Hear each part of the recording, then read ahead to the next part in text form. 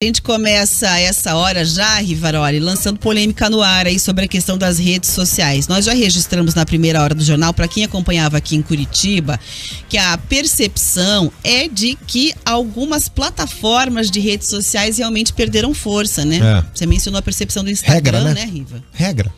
Isso, teve freio nas redes sociais. Rafa, e assim, eu acredito muito, e aqui é percepção, tá? De quem também, eu odeio essa expressão também, hoje trabalha como digital influencer também, tenho lá a minha rede e tal. Os alcances das publicações no período eleitoral estão menores. As plataformas não estão entregando. Não estão entregando tudo que elas entregam. E eu vou te dizer por quê. Hoje, por exemplo, o Instagram funciona como o TikTok. Ele quer que você faça carrossel e Reels, né? Que é vídeo. Ele quer vídeo. Mais que fotos, ele quer vídeo. Se você puser foto, tem que ser em carrossel. Para poder ficar foto em carrossel quando você pôs mais de uma, para poder engajar. Nas minhas redes sociais eram 2.000, 3.000, 4.000, já cheguei a 8.000 views. Hoje você não chega a 8.000 contas alcançadas, quanto mais views. Então é freio. Pra mim tá nítido que o Instagram, por exemplo, que é a principal rede dos candidatos, frearam o Instagram. Eu quero dizer o seguinte, Riba, você falou que você é influenciador digital, eu sou influenciadora analógica, porque eu não sou muito das redes sociais, mas a minha percepção foi a mesma pelo WhatsApp, né? Porque na outra eleição, por exemplo, eu fui bombardeada no meu WhatsApp, tanto em grupos de trabalho quanto por fontes jornalísticas de propagandas, e dessa vez eu recebi muito menos. Agora o Facebook, é o que tudo indica, continua sendo o reduto da resistência dos candidatos que querem falar com o seu eleitorado e fazer propaganda eleitoral. A Manuela Niklevic está na linha com a gente, vai contar direitinho aí os gastos que se somam em propagandas do Facebook. Oi, Manu, bom dia para você mais uma vez. Oi, Rafa, oi, Riva, bom dia mais uma vez para vocês, também para todo mundo que nos acompanha.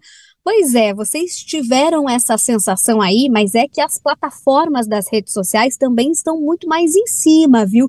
Para conter disseminação em massa de informações falsas, o que a gente sabe que acontece de forma ainda mais intensa, né, no período eleitoral. E aqui no Brasil, as redes sociais não podem ser deixadas de lado durante a campanha, porque são muito importantes.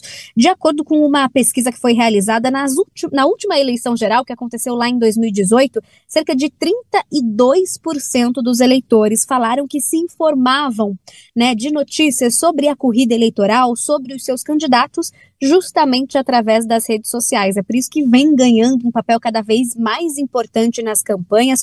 O Brasil também é um dos países com o maior número de engajamento nas redes sociais. São mais de 155 milhões de pessoas na internet, e hoje o celular é indicado como o dispositivo de acesso mais utilizado aí por 99% dos brasileiros. Então, o número de candidatos investindo também nas campanhas na internet é bem grande. Para a gente ter uma ideia, de acordo com os dados que foram divulgados pela Meta, que é a empresa que administra aí o Facebook, só entre os candidatos aqui do governo do Paraná, mais de R$111 mil foram investidos em propagandas eleitorais no Facebook. E aí, quando a gente fala dos candidatos à presidência, os valores são ainda maiores, passam de R$2 milhões. Desde o início das propagandas eleitorais, que aconteceu lá no dia 16 de agosto, até a semana passada, só o Facebook registrou cerca de 412 anúncios ativos, e isso feitos apenas por candidatos ao governo aqui do nosso estado, dados também que foram informados aí pela Meta. Já em relação às campanhas dos candidatos à presidência no país, os números são maiores. Mais uma vez, se passam de 1.380 anúncios ativos neste momento. Só é importante a gente reforçar, né, que o TSE ele liberou o uso de propagandas através das redes sociais aqui no nosso país já a partir das eleições de 2010, mas isso vem crescendo cada vez mais. Volto com vocês. Obrigada, Manu, pelas informações. Gastos, então, aqui de candidatos do Paraná, R$110 mil em propagandas no Facebook. Ao que tudo indica aqui pela análise que a gente vem construindo ao longo dessa edição, o Facebook parece, Riva, que é o reduto dos sobreviventes aí de redes sociais. Com freio no Instagram, no WhatsApp, inclusive com as ações, né, que a Justiça Eleitoral foi fazendo em termos de parceria com essas redes. O Facebook ainda parece que até mais que o Twitter, né? permite esse alcance que muita gente tem sentido travado aí em outras redes sociais. Opa, e aí é o seguinte, tem ouvinte já trazendo participações a respeito disso. Eu vou quebrar o protocolo aqui agora para registrar participações de ouvintes antes do seu comentário, que é pra gente ter a leitura também do que a nossa audiência vem percebendo nessas eleições de modificação em termos de redes sociais e de possíveis impactos de medidas da Justiça Eleitoral. A Emily Arcego escreveu que o YouTube está muito estranho, com vídeos antigos, sem coisas novas, e ela diz que você tem que procurar quando você quer colocar. A Cassie, que é outra ouvinte nossa, está escrevendo que ela tem visto muito mais conteúdo político entregue no Facebook do que no Instagram, por exemplo. E teve uma análise muito interessante que eu vou puxar aqui do nosso ouvinte, o Alan. Ele escreve todos os dias pra gente aqui, o Álvaro Veronese. Deixa eu ver onde é que eu acho aqui o comentário dele. Enquanto eu procuro, que ele dizia alguma coisa mais ou menos na linha de que as redes sociais, elas são muito novas. Olha, bom dia. As redes sociais são um fenômeno pouco estudado no reflexo eleitoral, já que o resultado de 2018 é tratado por alguns especialistas como um ponto fora da curva. E aí ele continuou a análise dele dizendo assim, né, a opinião dele: boa parte da população passou a se informar mais por grupos, vídeos recebidos, né, do que os famosos telejornais nacionais, por exemplo, numa demonstração de desespero, que ele coloca lá como sendo a antiga mídia. Mas tem um detalhe, Álvaro, tem muita gente que ainda tem como tom de campanha preponderante a propaganda que é exibida no horário eleitoral. O candidato dá o tom da campanha dele ainda na televisão e no rádio. E isso está prevalecendo ainda. Agora, de fato, Riva, eu pelo menos tenho uma percepção que as redes sociais deram uma enquadrada, digamos assim, para a eleição 2022. Ainda são muito importantes, mas eu, por exemplo, não tenho recebido tanto conteúdo e sido bombardeada com informações eleitorais como antes. Exatamente. E vale lembrar o seguinte, gente.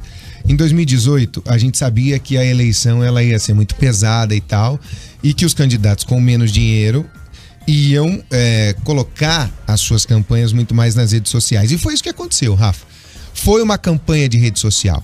De 2018 para cá, nós já tivemos uma remedida de febre em 2020 para a campanha de prefeitos e vereadores. A coisa já foi mais controlada. Em 2022, já teve mais aperto no cinto. Então ficou muito mais difícil. E as redes sociais, que são empresas privadas, de interesse público, mas empresas privadas, elas podem controlar o conteúdo e têm controlado. Isso para mim é muito nítido. Não tem sido entregue como era entregue antigamente. E elas estão aproveitando disso também para fazer dinheiro, Rafa. Hoje, para um candidato impulsionar a sua campanha, ele está gastando muito dinheiro. Coisa que gastava muito menos em antigas eleições. Então há um jogo de aproveitamento de todos os lados. A gente vai continuar sendo bombardeado? Sim.